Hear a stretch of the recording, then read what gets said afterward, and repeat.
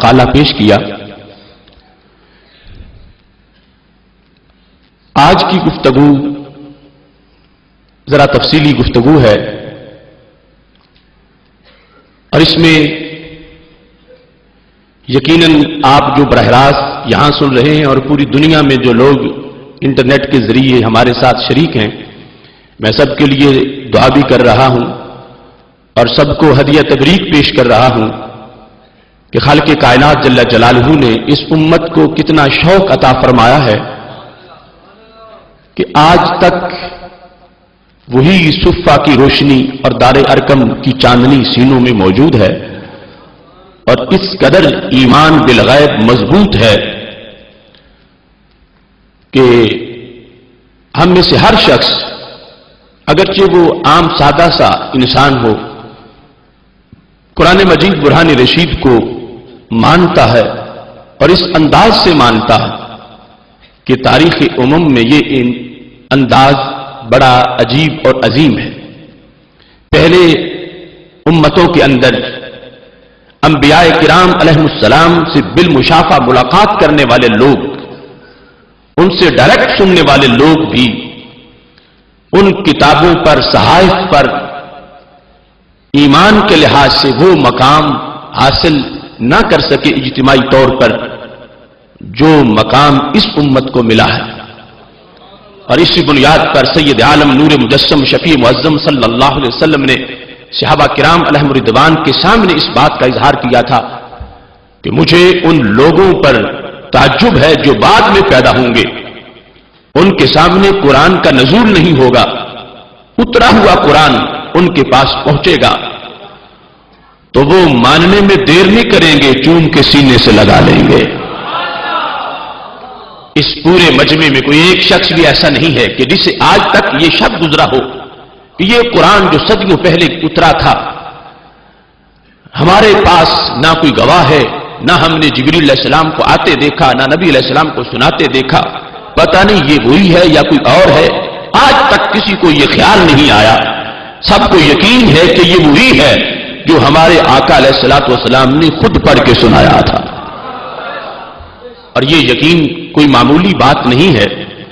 یہ اس امت کی امتیازی شانوں میں سے ایک اہم شان ہے. اعلی حضرت فاضل بریلوی رحمۃ اللہ علیہ نے اس منفرد کتاب کا ترجمہ بڑے منفرد انداز میں کیا ہے اور کمال ترجمے کا یہ ہے کہ جس میں ہے ترجمہ مگر کام تفسیر کا کرتا، درمیان کوئی بین السطور نہیں ہے اور درمیان میں دو دو جملے، تین تین جملوں کے درمیان کے اندر حاشیے نہیں ہیں، لفظ کا لفظ کے ساتھ ترجمہ ہے، مگر لفظ ایسے منتخب کیے ہیں کہ جن میں ایک ایک لفظ بیک وقت درجنوں تفاسیر کا خلاصہ پڑھنے والے کو عطا کر دیتا ہے. اردو زبان میں اس ترجمے جیسا کوئی ترجمہ نہ لکھا گیا اور نہ ہی اس کا اثرات کا ایسا انداز ہے جو انداز رب ذوالجلال نے کنز الایمان شریف کو عطا فرمایا ہے. میں ابتدا میں اس کا ایک انداز آپ کے سامنے رکھتے ہوئے اپنی گفتگو کو آگے چلاتا ہوں کہ اعلی حضرت فاضل بریلوی رحمۃ اللہ علیہ نے کتنے اختصار کے ساتھ مباحث کو بیان کیا. اور کمال یہ ہے کہ جس وقت ہم ماخذ کو دیکھتے ہیں، تفاسیر کو دیکھتے ہیں، تو وہ لمبی لمبی بحثیں جو ہمیں تفاسیر میں ملتی ہیں اعلی حضرت فاضل بریلوی رحمۃ اللہ علیہ کے ترجمہ قرآن مجید کے اندر ہمیں مختصر وقت میں ان ساری بحثوں کے فوائد میسر آتے ہیں. قرآن مجید برہان رشید میں خالق کائنات جل جلالہ نے یہ ارشاد فرمایا ہے،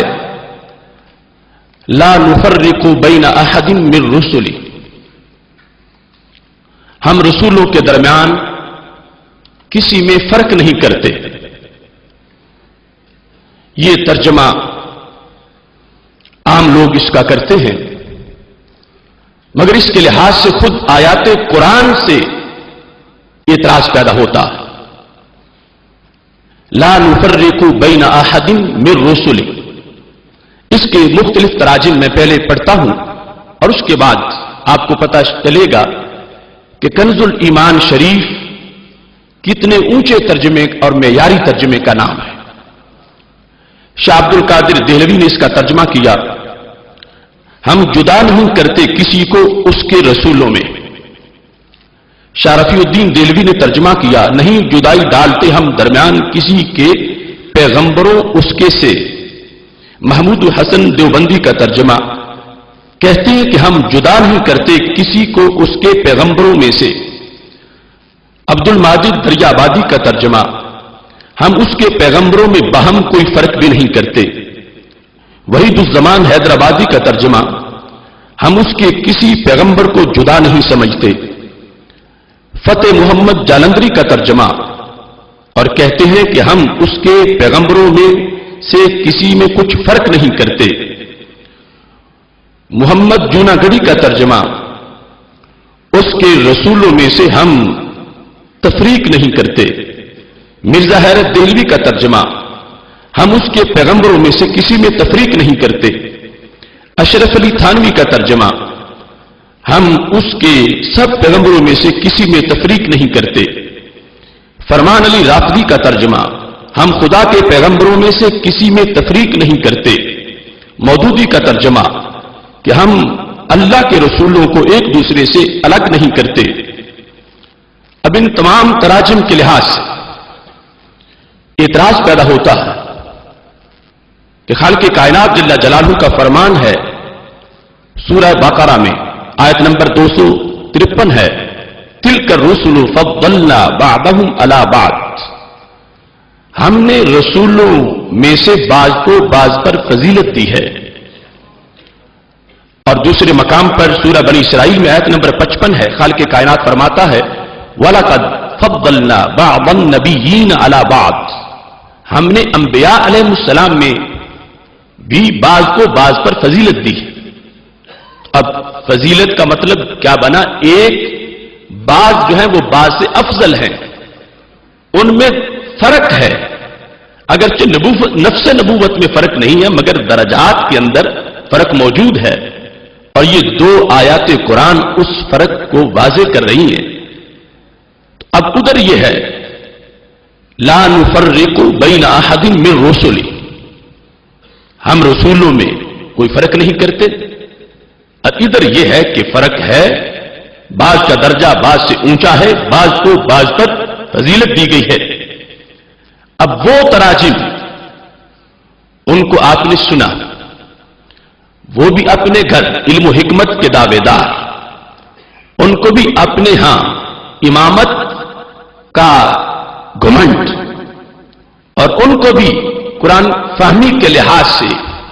ایک ادعا،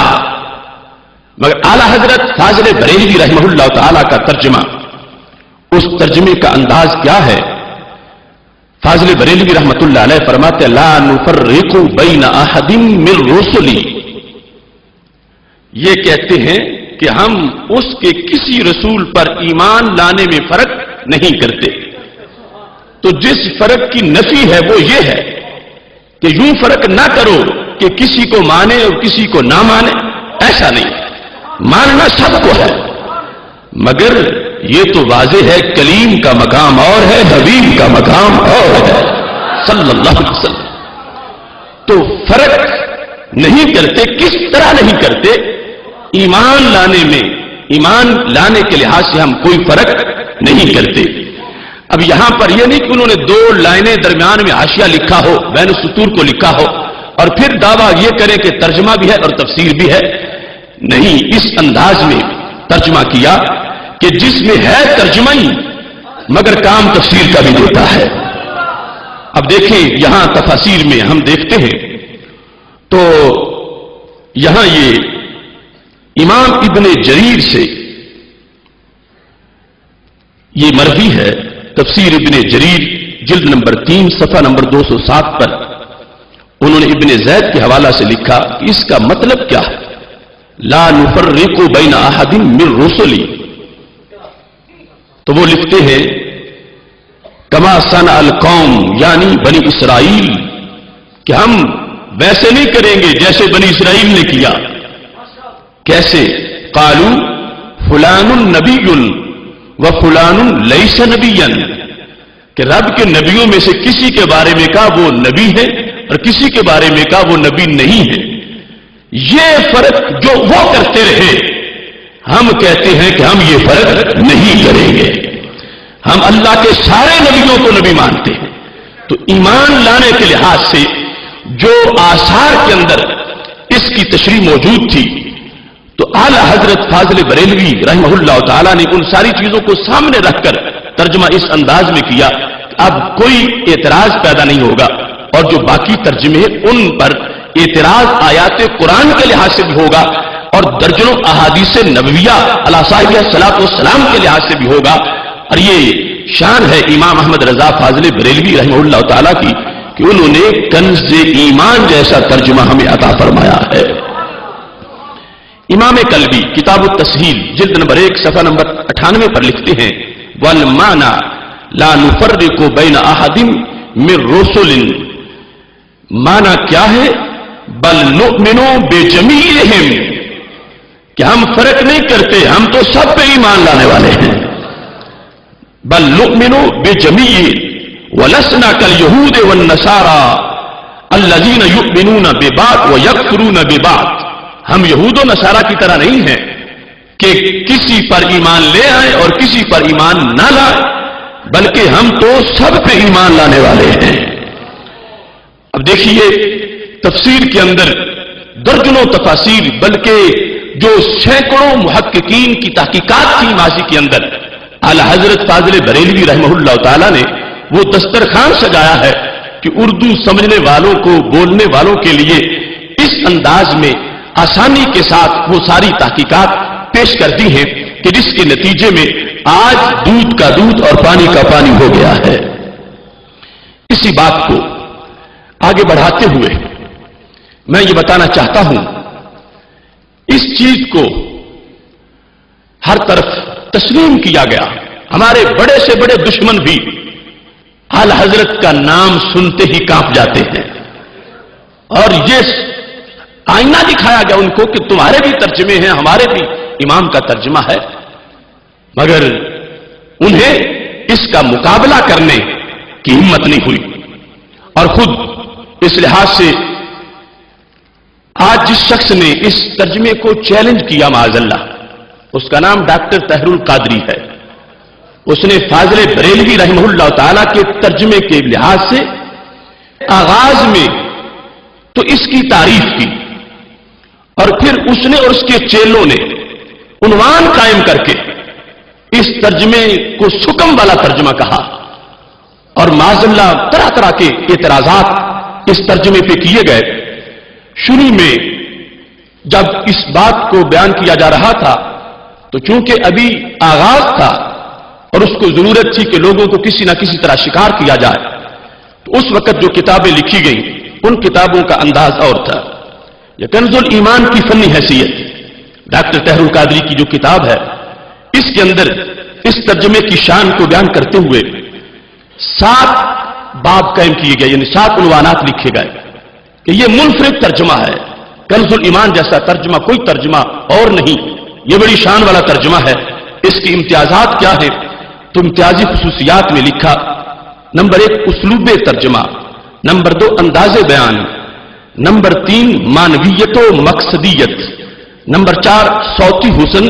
سلاست، ترنم اور نغمگی، نمبر 5 فہم اور تدبر، نمبر 6 ادب الوہیت، اور نمبر 7 احترام رسالت، کہ یہ ترجمہ یہ خصوصیات بطور خاص رکھتا۔ ان چیزوں کو بیان کیا گیا، مگر وقت گزرنے کے ساتھ ساتھ جس وقت یہ سمجھا کہ اب میں نے کافی لوگوں کو برگلا لیا، اس کے بعد نئی صورتحال شروع ہو گئی۔ جو چیزیں اعلی حضرت کے ترجمے میں نظر آئیں سب آنکھوں سے غائب ہو گئی، اور پھر اپنی طرف سے یہ دعویٰ کیا جانے لگا کہ وہ ترجمے جو 1 صدی پہلے لکھی